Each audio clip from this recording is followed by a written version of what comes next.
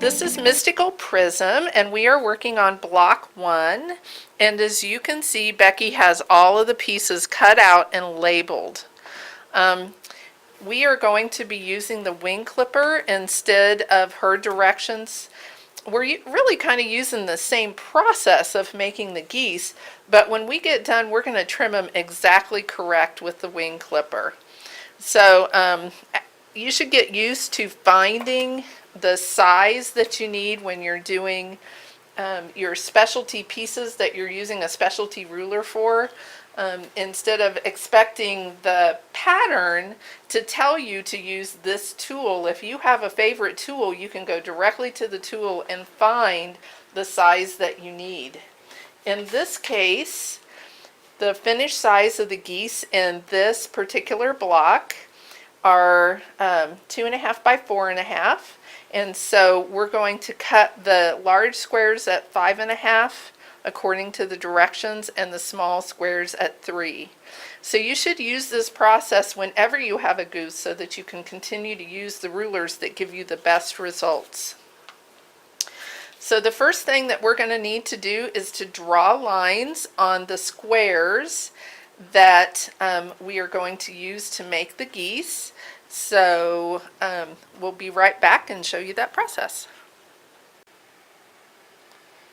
Okay, so as you can tell, these blocks have lines drawn down the center, and they are pinned to the larger blocks so the line is contiguous. We're going to sew a 1/4 inch on either side of this and then cut on the solid line and press up so it looks like a funky little heart. Okay, now we have the first squares sewn and cut, and we have the second ones, as you can see, pinned on with the vertical line going the other direction. If you look right here, you can tell that this little ditch right here should be right at your 1/4 inch. So that helps you stay on the straight and narrow as you sew. So we're going to sew 1/4 inch on either side of the line, cut, and then we end up with a whole bunch of geese. Alright guys, now we're going to use the magic wing clipper from Studio 180 Designs to trim our geese to be exactly the size that we need. If you notice right up here at the top of the goose, one side goes up a little farther than the other. Even with experienced sewers, that's just how it goes. So when you trim last, you end up with perfect geese that make perfect blocks. So as you can see, Becky is lining the V up with her seam line, and you will want it as V for victory, facing you. So I am on the opposite side of her, so it is upside down for you, but you want it to look like a V, not a tent. And now she's going to trim up the side and over the top. Her rotary cutter is sharper than mine. We were discussing this earlier. Change your blades, change your blades. And now she's going to turn the piece right side up to her, which is now like a tent, and she's going to line it up exactly in the area that is for that size goose. So you can see it's lined up with the 4.5 and the 2.5 this way, and these tick marks up at the top are exactly in the point. So when she trims this off, it is going to be exactly a 1/4 inch. So again, up the sides and over the top, and look at that, it is a perfect goose, and you can do them too, I swear. Alrighty, we're going to make half square triangles out of the pretty turquoise and that gorgeous lavender. That light lavender sure makes the blocks like glow. It's really cool. So if you look, this is done the same way as we did the goose. So we have a line drawn on the half square triangles.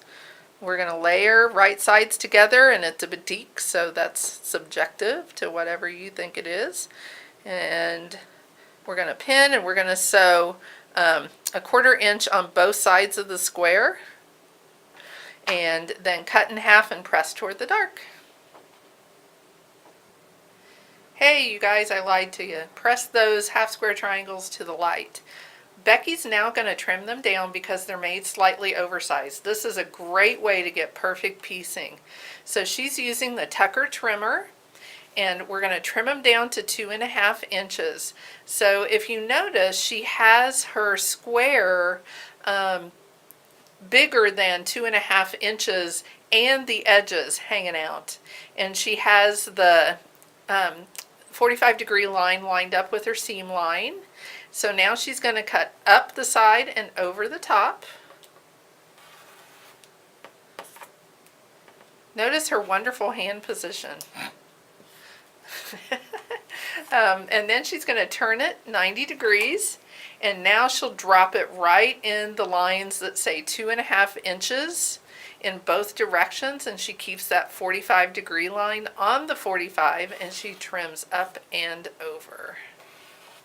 And that gives you a perfect 2.5 inch square without any bunny ears. There you go. And the points right in the point. So you're going to continue to do that on all 8 of them. All right. This is the last shape that we're going to make before we put this block together. At least we've discussed it and we think so. So Becky's going to show you how to make a square in a square. So the first thing you're going to do is take that center square and you're going to fold it in half and finger press it so that you can see where the center is.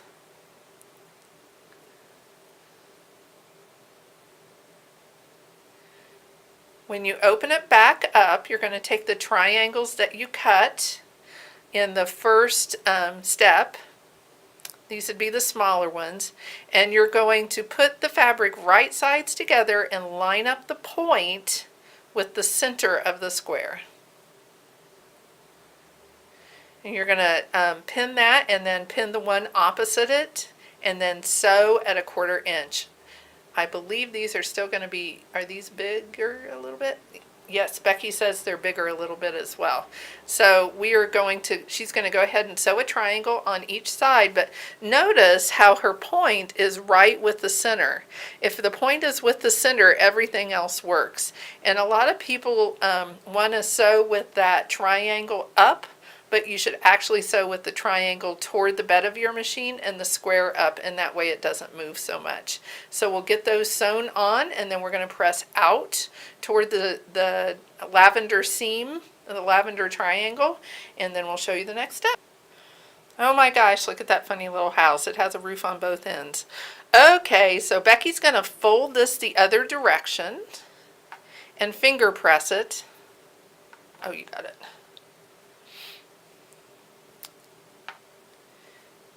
Just like we did in the beginning. And then she's going to line up her other 2 squares or her other 2 triangles with the points in and the points with that finger press line that she just made. She'll pin, she'll press out, and we'll be back in a second. So Becky has the first round done on the square in a square. This is actually a square in a square in a square. So we'll get to that in a second. But she's going to trim it down to the correct size now. And you can tell it's a little warpy. And Becky's very experienced, so don't feel bad when yours is a little warpy too. This is why we make it a little bigger and then trim it down. So the first thing she's doing is getting to add 1/4 inch on the first 2 points, so that she has a good 1/4 inch seam allowance there, and she's going to trim up the side and over the top.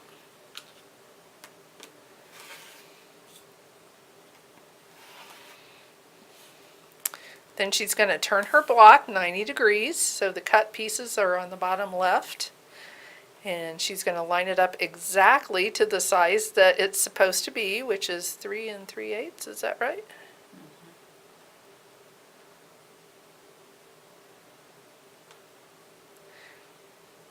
And she's going to trim it up again on this side. Up the side and over the top.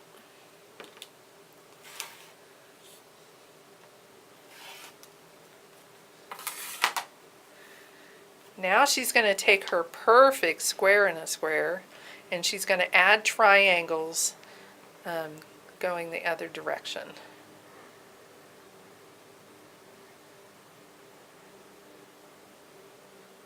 Am I doing? Yeah, I'm doing that right. I think you go straight.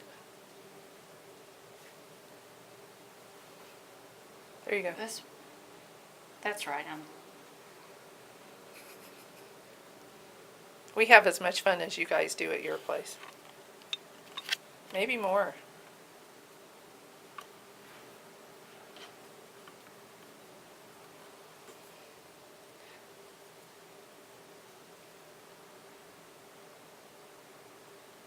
So she's going to repeat the same thing that she did before, sewing opposite sides, pressing out, and then re-squaring to the proper size, and then we'll be back for construction.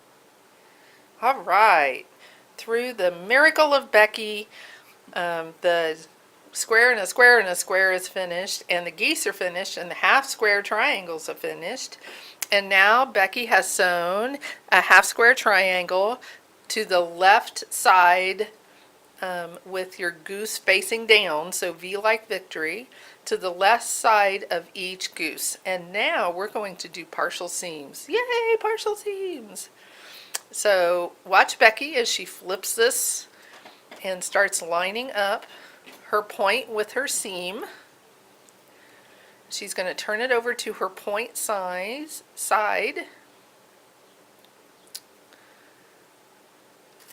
and pin, pin, pin. This is not anything where you can just stick it underneath the sewing machine or you will not end up with a good point.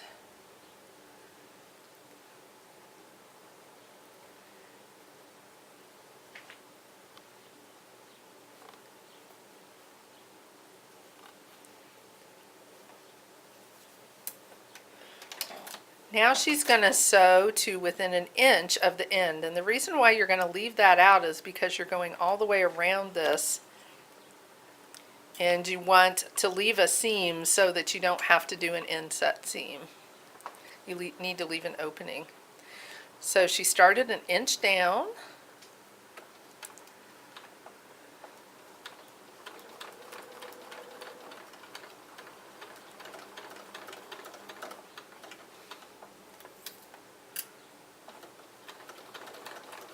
She's doing the one finger slide on her pins there. That's how I take mine out too.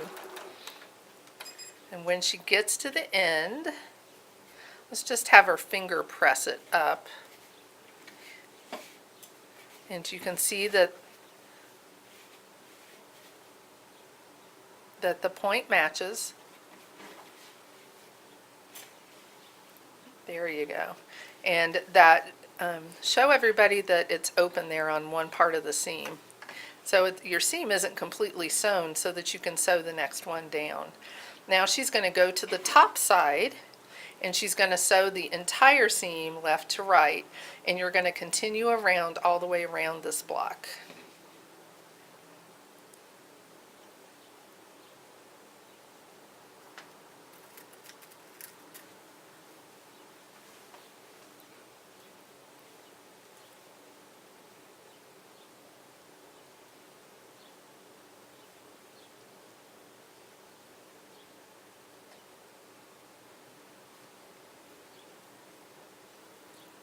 She's matching her points, sticking a pin straight down so that her point matches her seam. It's truly the only way to do it. You're going to be sewing from one point, but you can't see the other one underneath.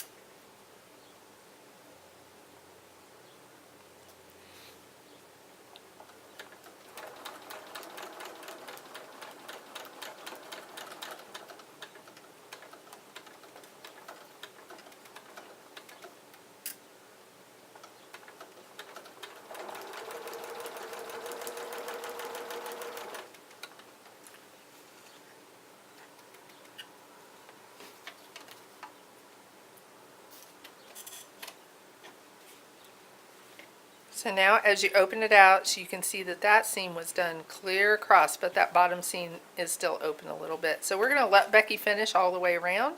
And when we get back to that final seam, we're going to show you how to make that happen. Oh my gosh, you're going to love how simple this is.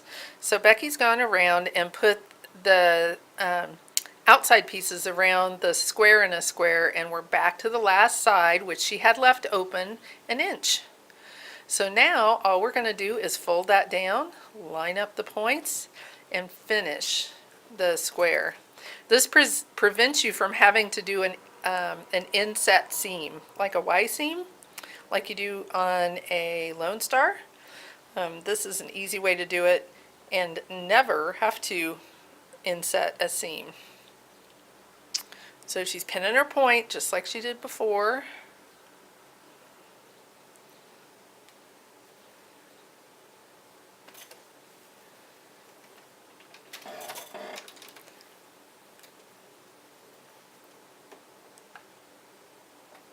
And she's starting over where she'd sewn before by just a little bit to lock those stitches.